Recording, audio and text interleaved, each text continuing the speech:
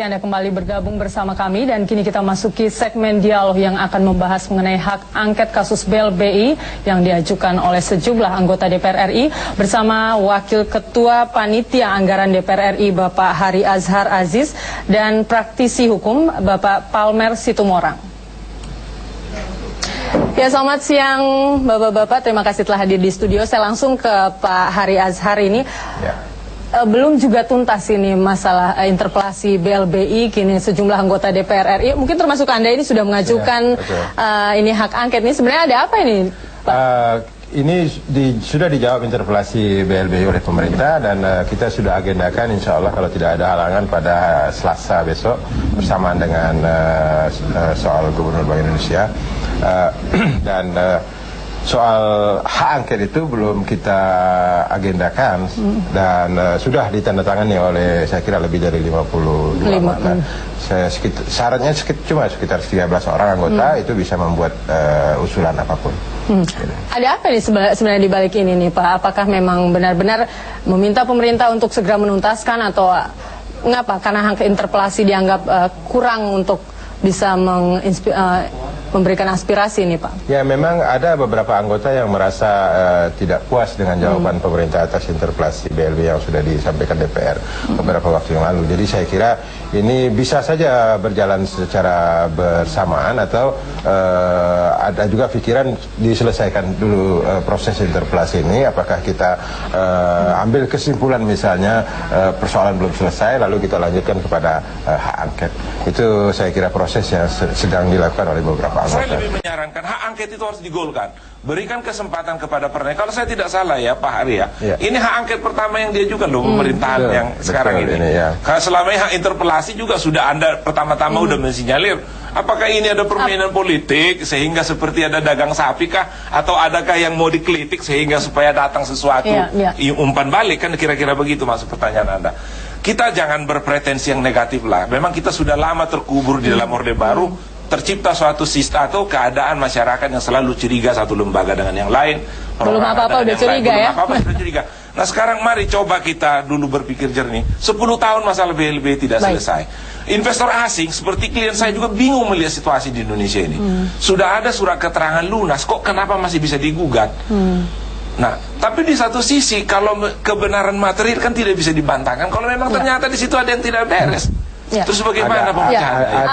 Ada audit BPK itu terhadap dana BLBI yang sebesar 144,5 triliun itu yang menyatakan 95% dari dana itu diragukan keabsahannya atau penggunaannya itu. Jadi dan di jawaban pemerintah atas pertanyaan interpelasi DPR itu tidak sama sekali menjelaskan itu. Jadi dana 144,5 triliun itu bukan dana kecil. Jadi tadi Pak Palmer menyebut soal SKL itu memang itu sudah dikeluarkan Impres Presiden nomor 8 tahun 2002. Jadi secara politik sebenarnya memang ada kemungkinan barangkali teman-teman PDIP merasa khawatir kalau ini diangkat. Tapi saya kira saya berbicara dengan teman-teman PDIP, ini persoalannya bukan di Impres. Karena saya termasuk yang berpendapat tidak mungkin kita melakukan penghukuman terhadap policy, tapi kita melakukan penghukuman terhadap implementasi penyalahgunaan itu. Jadi apakah ada fraud gitu? Kan ada 8 obligor yang diserahkan kepada kejaksaan, ada 8 yang diserahkan kepada kepolisian, dan kepolisian sekarang menyatakan 7 diantaranya itu tidak ditemukan tindak pidana. Dan kalau tidak ditemukan tindak pidana, bisa saja kalau DPR meragukan itu dengan menggunakan hak angket ini mempertanyakan kembali kasus misalnya yang terakhir BLBI yang sedang diperiksa oleh kejaksaan. Ternyata kan ada kasus yang sangat membuat kita terkejut itu. Jadi, nah ini bisa juga menjadi satu soal. Di mana letak persoalannya? Apakah beberapa aparat pemerintah yang mempunyai kewenangan tertentu menyalahgunakan kewenangannya untuk kepentingan kantongnya sendiri? Jadi, kita ingin menyelamatkan uang negara yang sedemikian besar. Kalau ditemukan aspek pidana, kalau menurut audit BPK itu, mungkin saja itu dilakukan pengecekan ulang atau evaluasi ulang terhadap itu. Sehingga dari sudah sering disebut kasus dia punya mendapat sekitar 50 triliun ketika dikembalikan hanya sekitar 20 triliun. 30 triliunnya di mana? Ya, ini selain masalah penggunaan dana, apa lagi yang bisa dilakukan dengan hak angket ini sendiri oleh anggota dewan nantinya? Jadi hak angket ini bisa sampai kepada yang pertama soal keuangannya, yang kedua soal kinerja. Jadi baik itu kinerja si obligor maupun kinerja pemerintah yang menangani soal itu pada waktu itu.